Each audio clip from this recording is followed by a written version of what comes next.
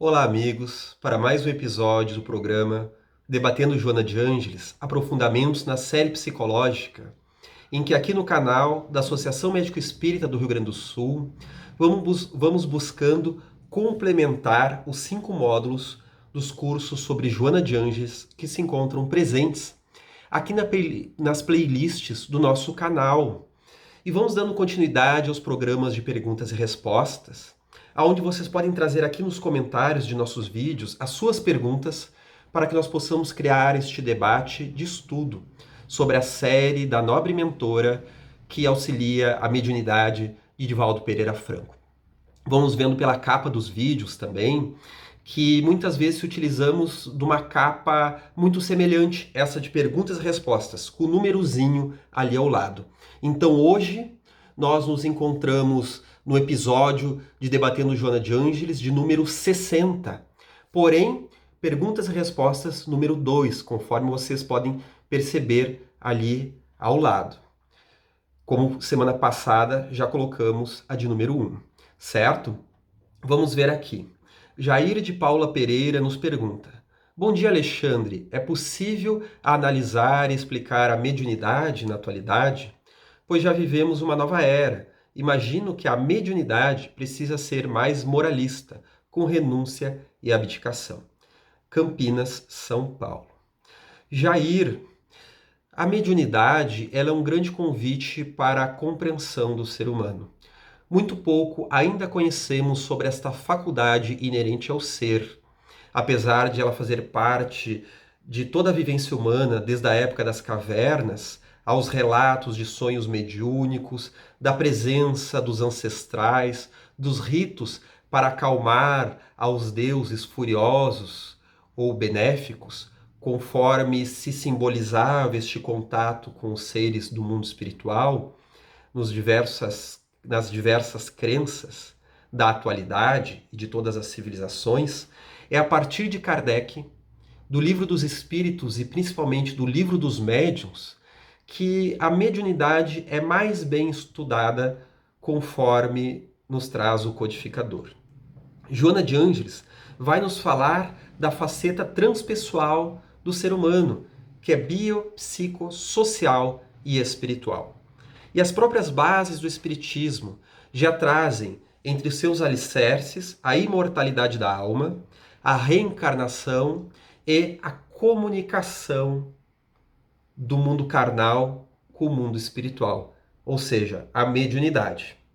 Então, ela é uma faculdade orgânica, como nos traz o codificador, ela independe da moralidade, pois ela pode ser vivida tanto pelo o ser mais mesquinho, quanto aquele que se esforça sobre si mesmo, mas nós sabemos que viver a mediunidade em clima saudável, conforme nos traz Kardec, é justamente tratando-a como uma coisa santa, entre aspas, com uma moralidade. O que seria moralidade neste caso? Eu vi que o irmão usa a palavra moralista. Acredito que o termo em si não é o mais adequado. O moralismo é quando nós queremos impor uma determinada moral, um determinado código de uma determinada época, de uma determinada instituição, ou de uma determinada cultura, e de certa forma querer ditar aos outros o que é adequado e o que não é, né? Então Joana de Ângeles vai falar de uma moralidade interna, ou seja, o desenvolvimento do senso moral. Porque o que é certo agora pode não ser daqui a 50, daqui a 100 anos, pois as leis da Terra e a cultura vão se modificando. Mas este senso moral, este senso do que me parece o certo e o errado, do que me apraz, do que não apraz, do que posso estar passando por cima do outro e do que não, não é? Os espíritos trazem a Kardec justamente que a lei de Deus está escrita dentro de nós. Poderíamos dizer que no nosso inconsciente, se utilizarmos das palavras da psicologia moderna. Então, justamente a mediunidade, neste período de transição planetária, conforme é dito pelos espíritos, ela se torna algo cada vez mais presente. A sensibilidade da humanidade vai aumentando. Conforme Cristo já trazia, seria o período em que vossos velhos terão sonhos, vossos jovens profetizarão. Falando então desse espírito que é derramado sobre toda a terra, em que através da mediunidade, o espírito de verdade, a falange do espírito de verdade, vem nos trazer uma nova moralidade, novos conhecimentos, novas revelações. Por isso Kardec vem nos falar da universalidade do ensino, pois aquilo que é certo em um espírito comunicante vai ser confirmado através de outros médiuns e de outros espíritos, se realmente imbuídos da verdade. Cleneia Nunes, no vídeo que fizemos, o episódio sobre a reencarnação de Joana de Ângeles, deixa o seguinte comentário. Muito boa a explicação. Eu queria que vocês falassem um pouco sobre quando Jesus morreu, que ele foi visitar Judas Iscariotes no umbral. Esta passagem, ela diz respeito justamente ao momento em que Jesus deixa o corpo carnal e vai buscar o espírito Judas e com ele conversar. Este irmão que havia se equivocado, denunciando Jesus, num processo de culpa, infelizmente adere ao ato do suicídio.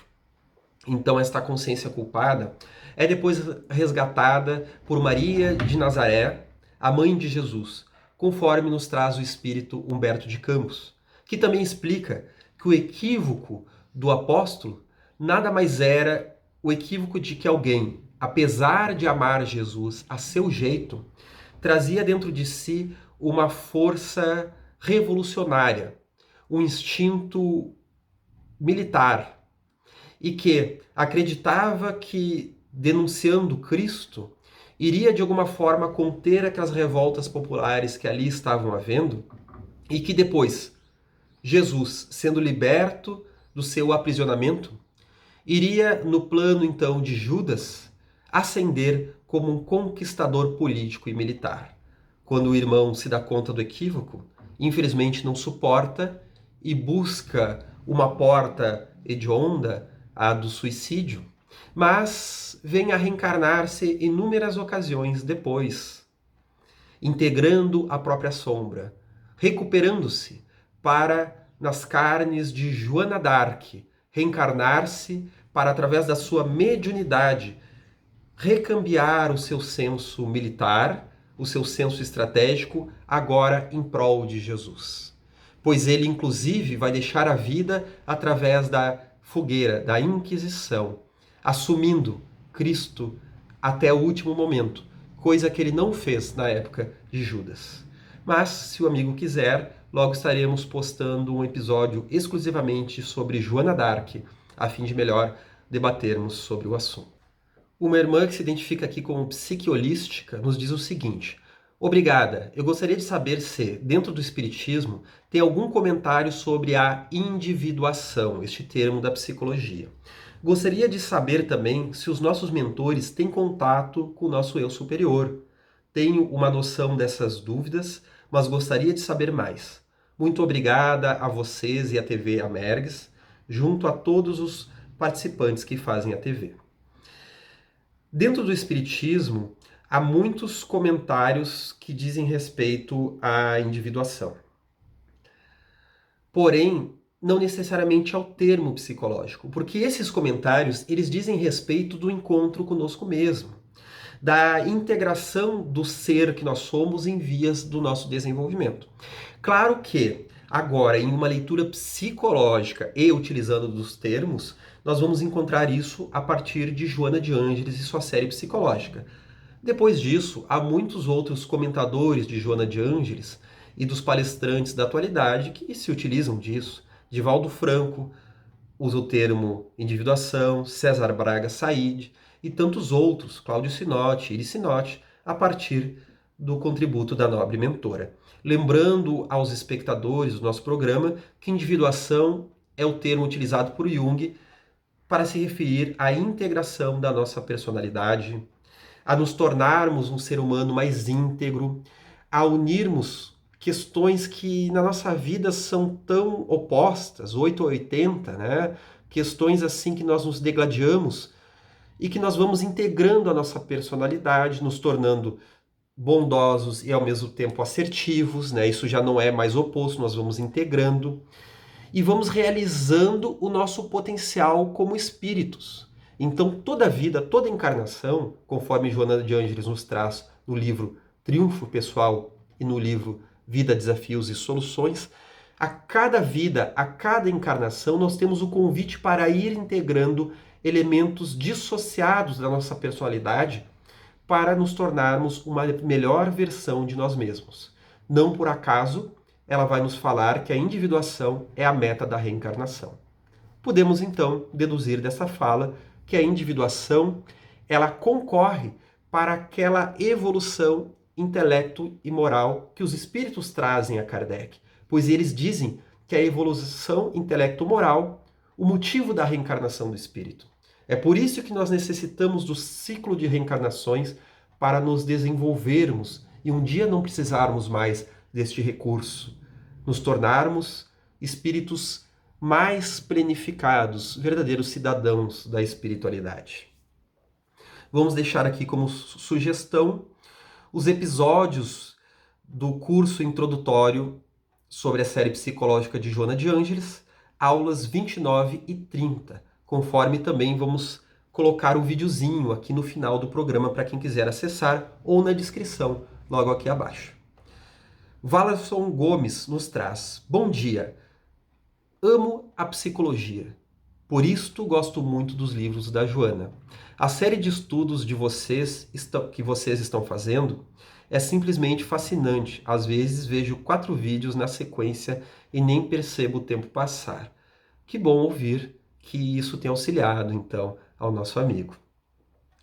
E ele traz o seguinte: gostaria de sugerir que vocês trabalhassem um pouco mais a ideia da individuação. Vocês citaram outro dia que a meta da reencarnação é a individuação. É justamente o que estávamos falando, então, né? Essa resposta que demos agora serve, então, ao Walerson, né? Ele traz o seguinte: este tema se confunde muito facilmente com individualidade, com egoísmo e por aí vai. Fiquem com a paz do Cristo. Obrigado. Vamos trazer esse último ponto, então, adicionando a resposta anterior, que individuação é se tornar um ser indivíduo, não dividido. Por isso, indivíduo, né? Não dividido. Não é individualismo, né, pessoal? Não é narcisismo, não é egoísmo. Individuação é não sermos um ser dividido. O termo também se refere a uma outra ideia que está presente na individuação, que é indivíduo como um sujeito que se diferencia do bando, sem se apartar do bando, sem deixar de ser um dos membros do bando, da coletividade, da sociedade. Eu me torno uma pessoa própria, eu realizo as minhas qualidades próprias. Eu não sou somente uma cópia do bando. Porque Jung e também Joana de Ângeles vão nos trazer que é natural que nós tragamos características que dizem respeito a toda a humanidade. Aqui eu me utilizo de uma blusa e uma camisa que, de certa forma, é uma cópia do que há por aí. Porém, se eu der vazão à minha integração psicológica através dos desafios do viver, através dos desafios que a reencarnação vai me trazer para mim me confrontar comigo mesmo, com aquilo que é de bom, mas também com as minhas sombras psicológicas, eu vou encontrando um caminho muito próprio que diz respeito ao meu ser. Então, eu me torno mais uma vez um indivíduo, um ser único, apesar de fazer parte do bando e de até mesmo, através deste caminho, melhor me relacionar com a sociedade. A nossa última pergunta de hoje nos diz o seguinte: olá, gratidão por todo o conteúdo que abordam aqui. Gostaria de saber mais sobre o tema zona de conforto. Olha que tema, né? Desafiador. Como perceber se estamos ou não nessa situação? As diferenças entre aceitação, espera e zona de conforto. Muita luz para todos. Excelente colocação. As diferenças entre aceitação, espera e zona de conforto. Nós precisamos desenvolver estes caracteres. A aceitação, a paciência, a resignação fazem parte de polaridades de vivências psicológicas. Assim como existem as outras polaridades, a assertividade, a coragem e o enfrentamento? Quando devemos calar, silenciar conflitos e quando devemos expor, questionar, confrontar as falsas verdades do mundo?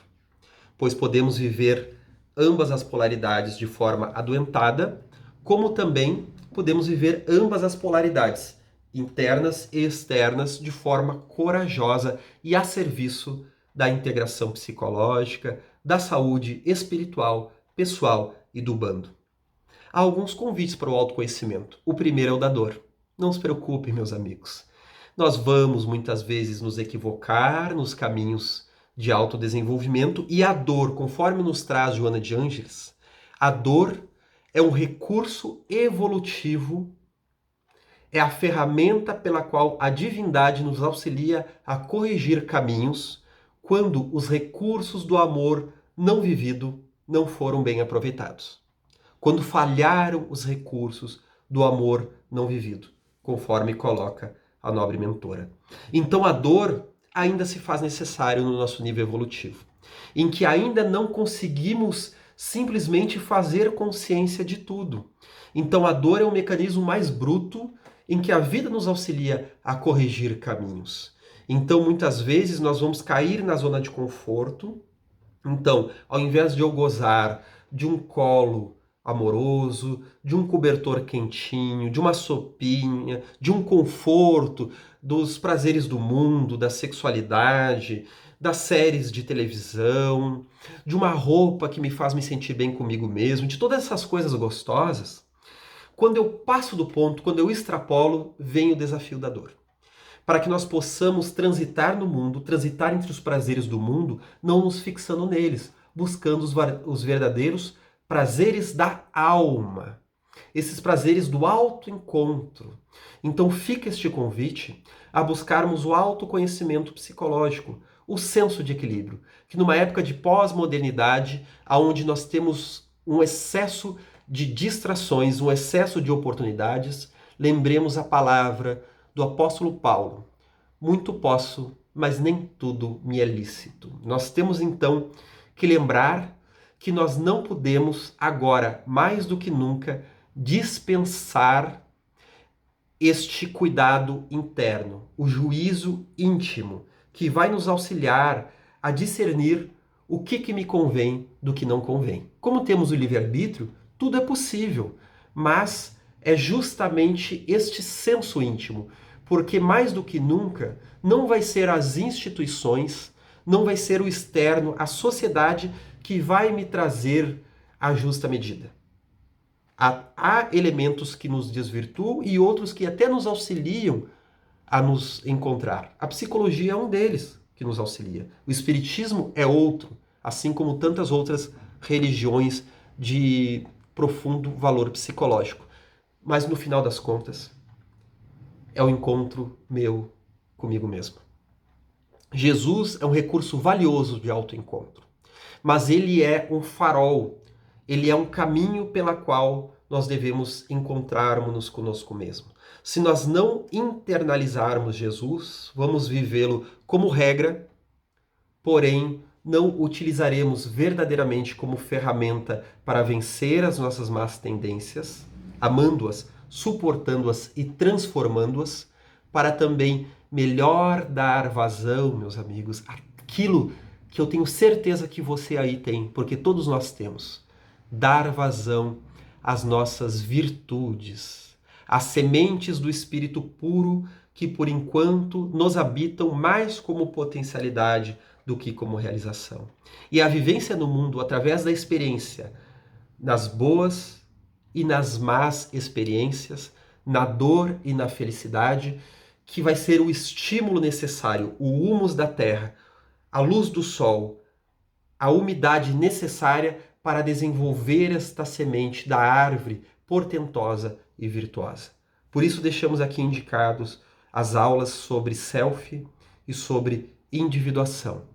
Meus amigos, até os próximos programas. Vamos deixar aqui ao final algumas opções de playlists e episódios para que melhor possamos aproveitar estes materiais aqui. E deixem as suas perguntas junto a nós. Um grande abraço.